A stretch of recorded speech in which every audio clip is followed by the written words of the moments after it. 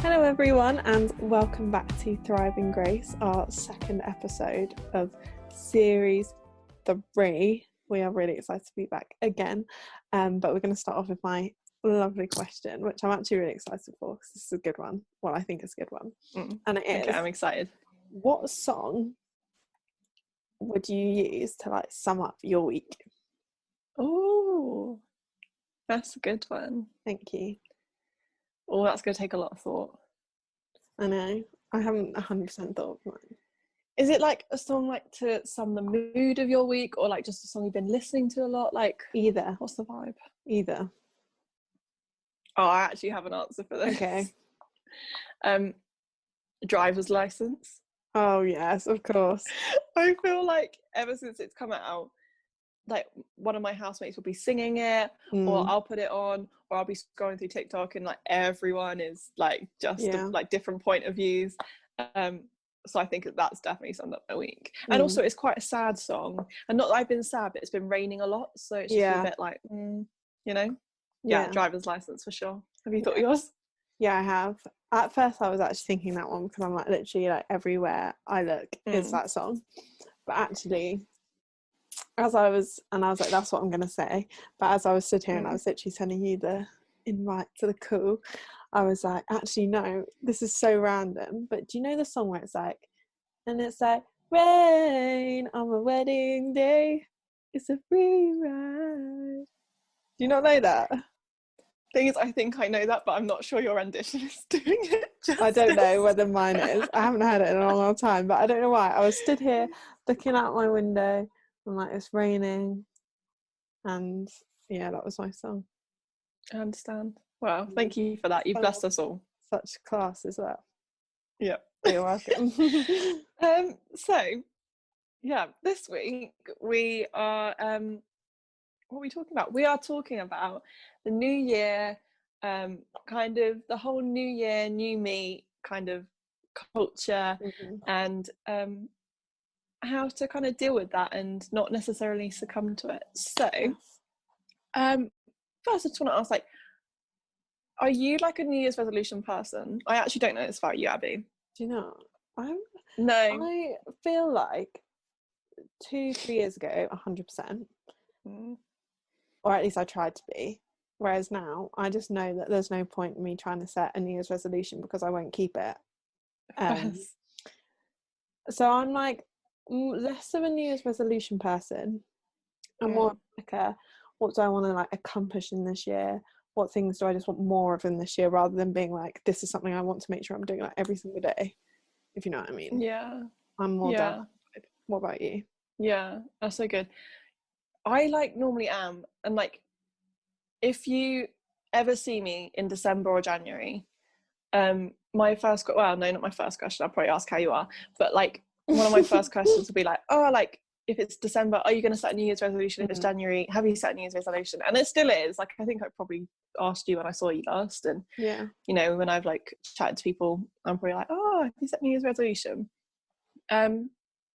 And I normally love New Year's. I'm normally like a big fan of like, this is a new beginning. Like, I'm going to be a changed woman next year. Like, I'm going to be this, and this, and you know, like. But I don't know about you, but like 2020 just kind of lowered my expectations of the new year. Yeah. But yeah, so like I'm not normally. Well, no, I am normally, you know, very up to the hype, but I think recently, and I do think it comes with age, I feel like I always ask my mum and my dad, like, are you setting a New Year's resolution? And they're like, no, I'm just gonna break them. So I feel like that's, but it does come with age, like the kind of skepticism around it. But then I guess it also is like learning from past experience. So out of interest, have you set a New Year's resolution this year? I don't know. See, this is a weird thing that I kind of, the new year always ends up like really catching up to me. I'm like, oh my gosh, it's January tomorrow.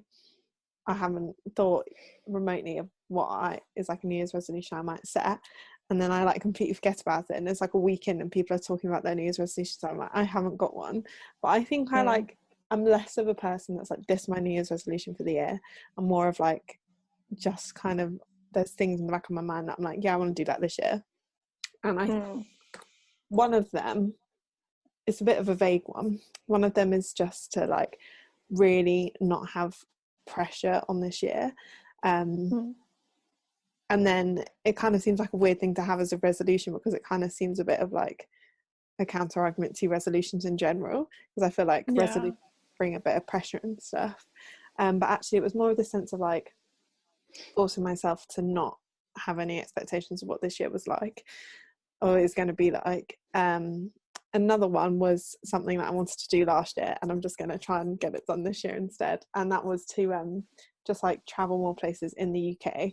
And even though we can't travel to there at the minute, I'm feeling confident that at some point yeah, I'm going to be able to at least go to a few places in this country. So that's definitely Cardiff. Yeah, I want to definitely go to Cardiff, seeing as it's literally been like 3 years of you being there, and I haven't come yet, so I really want to. I know. I'm trying to think if there's anything else. I think my only other one is less of like, I haven't like set it as this thing I want to do, but it's like something I want to be like more aware of this year. It's definitely like being kind of kinder to myself and just being a bit more like aware of my emotional needs and like my mental needs and stuff like that, and actually just being like really mindful this year of like things with like social media and stuff. Like if I'm feeling like bombarded too much with like comparison and all of this with social media, to actually be like really strict on myself, to be like completely cut social media for however long I need to be able to kind of get out of that headspace. So it's like that kind of stuff. What are yours? No, I love that. I feel like you've got some set ones. Well, I actually don't really. I like usually I'm kind of like, oh, you know what, I want to be. Thing is, I feel like in the past years it's always like who I wanted to be, and I've been like, right, this year I'm going to be really healthy, I'm going to be really organized, or these like those kind of things. But I think the more I realize that actually you're setting yourself up to fail if you're like, oh, I'm going to be this.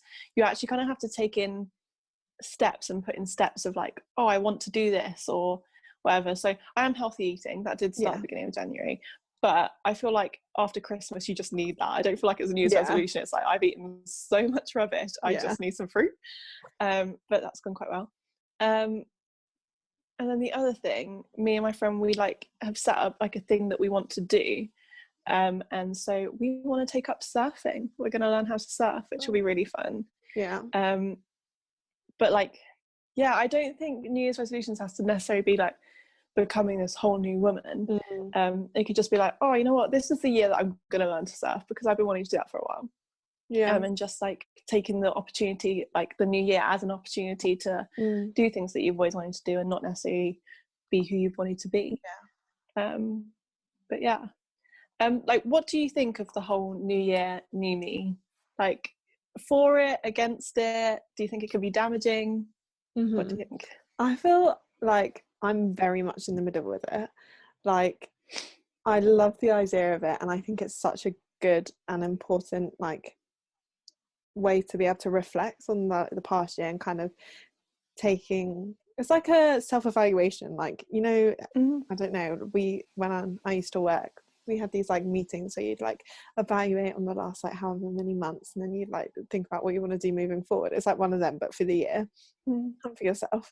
And I think that's like a really helpful thing in order to like clear your mind a bit, know what your goals are for the year. And I think in any circumstance it's great to set goals for yourself, but I also think it can be incredibly damaging in the sense of like the comparison of people's resolutions, which is like a weird thing that I think it's quite a cliche and quite like a norm to, for everyone's like resolution to be, okay, I'm going to get fit, I'm going to lose weight, and actually like you can kind of feel as if you need to be sucked into that too, or you need to do that too.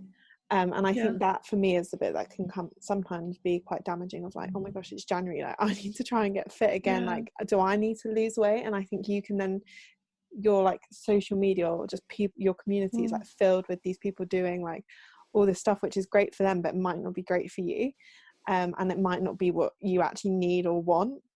But then you can find yourself thinking like, end up like doubting yourself and feeling as if you have to lose weight because the people around you are, and then because it's like filling your social media and stuff, then it's like hard to get away from it, and that's the thing that I'm like not the fan of. Like 2021 does not have, like, it's not the year that you have to be fit, you know what I mean? Like if you don't want to be fit, like that's okay, but I understand like the feeling of being like, oh my gosh, like, everyone else is getting fit, I have to be fit too. And even like Instagram is such a toxic place in January, like just scrolling through, I don't know whether it kind of tailors to your interests, but I don't think I have an interest in protein bars, but like the amount of like adverts for like protein bars, like fitness, yoga, like all this stuff, and I don't know whether it's just it's January or maybe they've picked me as a target, but like it can be so damaging.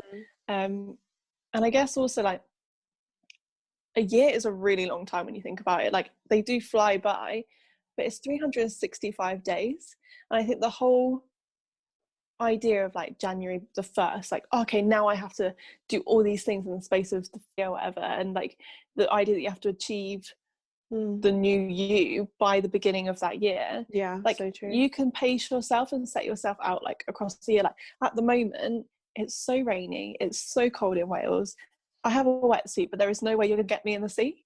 So to be honest, my New Year's resolution probably won't start until Easter, and that's okay because it's still 2021, and that's my goal for 2021, not for January. But I do feel like there's that pressure and rush to, I don't know, be a different person, for sure. Straight away. But so considering that, what would your like piece for someone that's struggling with this whole new year, new me kind of culture, what piece of advice would you give to them? I think going off a bit like what you said, one thing I'd say is you have 12 months and use the 12 months to your advantage. Obviously, I was actually watching a episode of Modern Family yesterday, which I've been like binge watching at the minute, even though I've watched it so many times already. I had to start it again because I had nothing else to watch. And in this episode, the guy Phil, he's actually my favorite person ever, the year before for Christmas he got a cross-trainer exercise machine, and him and his wife are like having this argument because he wants to keep it in their room but she wants to have it in the garage, but he doesn't want it in the garage because it's too cold in there. Mood. But she basically said to him, okay, no, I think he must have said, I'm gonna try and run the equivalent of from our house, which is somewhere in LA, I think, to Canada and cross the border of Canada, and if I can do that by this time next year, it gets to stay in the room. And he's literally like cramming it in the last few days. So obviously not quite, like, my advice isn't to like cram it in like the last few days of December, but like just being easy on yourself. And I think it's trying to set realistic goals. And I think my biggest piece of advice would be, if you have a really set goal of something that you want to do, set goals within that goal. Because I think sometimes if you set a really big goal, it can feel so like far away and so like unreachable, and like, oh, that feels so far away, I don't even know how to get there, and like straight away it can feel like a million miles away. But if you have like these like 5 goals within that goal, you tick off one goal because it's like easy and reachable, and then you're like, okay, I've done that, and you feel this sense of accomplishment, and it feels a lot more achievable than to do the like big final thing. So I think that's my piece of advice. Yeah, definitely. And I feel like it's more satisfying like to tick things off, like little things at a time. Look at me, like go. I'm writing an essay at the moment, and like it's only a 2,000 word essay, but like at the moment it feels like quite a big task because I've got to do all this reading for it, I need to do a plan and whatever, and actually like I wasn't doing it because it just seemed like too big a job, but I've split it down into like, okay, I've got 7 books that I need to read, so that's 7 days, so I'll make sure I'll do a book a day, and then I'll like the 8th day I'll write the plan, and then it'll probably take me like 2-3 days to write, and so I'm ticking off those days, and actually like I think I'm probably achieving more by having break it up into little tasks and actually writing it as a whole. And it's just, again, like that's going to take me about 2 weeks potentially, and some people might be like, whoa, 2 weeks is like a lot of time. Like lots of people and students, they cram it into like a few hours before the deadline, whereas for me, like, I know that I can't work under that pressure, and I actually need to spread it out over a long period of time. And I think it's recognizing that with your goals, like we were saying, you have the whole year, so actually spread it out over that year, because you're more likely to get it done than if you kind of cram it just before the deadline, you know. December 25th, you're there like, oh, I need to get this done. I haven't learnt to surf yet. But yeah, no, that's really cool. I think my advice kind of comes from Galatians 2:20. We're getting the Bible out. Go on. No. And it says, my old self has been crucified with Christ. It is no longer I who live, but Christ who lives in me. So I live in this earthly body by trusting in the Son of God who loved me and gave himself for me. And kind of like, I don't know, just remembering just remembering that just remembering that, you know, like, your old self, like you already are the new you. Like when you like accepted Jesus and you became a Christian and you started to go on this faith journey with him, you became the new you. And you don't need a new year for that. And actually, like, the new you is just constantly, you know, evolving and becoming, and it doesn't need a new year. And just remember that actually the reason why you are new is because Christ is in you, and it's the reason why you are new isn't because you're on this diet, you're doing this exercise, you've got this house, you're working towards this goal. Like, the reason why you are the new you is because you have a faith in Jesus, and like, that's all that's necessary. And that's like very, very unlikely to change, like December 30th to January 1st, you know what I mean? I don't even know how many days are in December. So 31? I don't actually know. 30 days. 31, September, 31. April, 31, sorry, the 31st of December to the 1st of January. But that'd be my biggest advice. And I think that's like an affirmation that you need to like remind yourself of, you know, like, even if it means that you putting that verse out and being like, oh, okay, like, I am the new me, I have a new life in Christ. Say no more. Yeah, definitely. And I think as well, it's important to remember that New Year's resolutions and New Year's goals don't have to be set in January. And I think you can literally set, like, I think it's because they're known as New Year's resolutions, so you think, right, this is something I'm going to make in January. But actually, like, if you make it March, it still can be just your year's resolution. I think if you're someone like me and you're like almost a bit scared of New Year's resolutions because you're like, I know I'm just not going to stick to it, hold off and you don't have to rush into making one. And then just keep it till March, and it can just be your year's resolution from March or whatever. So it can just be your 2021 goal. Or just you know what, I've decided I'm going to start running now. Exactly. Let's give it a go. And if it doesn't work out, there's no pressure. It just wasn't for you, and that's all right. Yeah, exactly. Or even if it's like reading a Bible. I feel like we focus a lot on like the fitness of it all, but actually, like, I don't know. Do you set? This is just an off the cuff question. We love them. Do you like set New Year's like spiritual goals? Like, is that something you do? Do you think you should? Like, I think it's a good thing to do, definitely. I think obviously, as we spoke about last week, we have our words, so I think that is also like a semi kind of goal, kind of is, kind of isn't kind of thing. But definitely this year I'm well aware that I want to read my Bible a lot more. So that's like one thing I'm definitely like setting myself to do. And I think as well, just over the last few days, I've been thinking about, like, as I said last week, about how like it feels as if you can't worship because we're not at church, and you can't go to church, so you can't worship properly. But actually that's something that I want to find new ways to worship this year. I think that's one of my big goals as well, like spirituality wise, is like finding new ways to worship without just having to like sing in a massive group of people, or even just singing in general. Just can be like anything. So that's mine. What about you? Have you got any? I love that.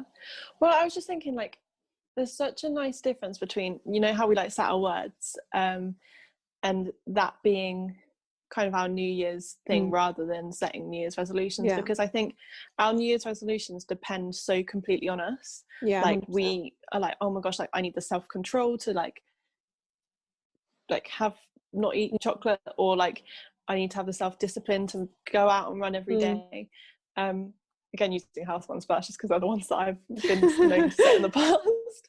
But actually, like, our words, they like depend completely on who God is. And you know, we have intentionality and control, but both of those things are about like giving it to God and being like, what are you going to do with my year? And actually I think that sets it right. That sets the beginning of the year right. Like, this year is God's and we're putting it in his hands. And actually, like, it can't fail, and like we can't fail in that because it's not up to us. Exactly. So I think that's great. But yeah, I mean, I feel like there's always that I need to read my Bible more, which, to be honest, I was getting there towards the end of December. I like bought myself a new little devotional and I made sure I do it. But yeah, I think it's something we can always improve on. So yeah, I'm excited for it. Great question. Yeah. Great question. Yes. Thank you. Well then, so if you are here again watching our lovely faces on our brand new YouTube channel, hope you enjoyed seeing us. If you're not, and if you're just listening to my voice right now, go over to our YouTube channel, Thrive and Grace. And you can see our face too. And you can see my face. And Ellie's face. Yes, exactly. And also go check out our Instagram, where we've got some fun thoughts, fun posts, fun stories, that kind of thing. So go check that out as well, which is what, Ellie? What's our Instagram? At thrive.in.grace. Yes. You know it. We'll see you next week. Hope you enjoyed. Have a good week.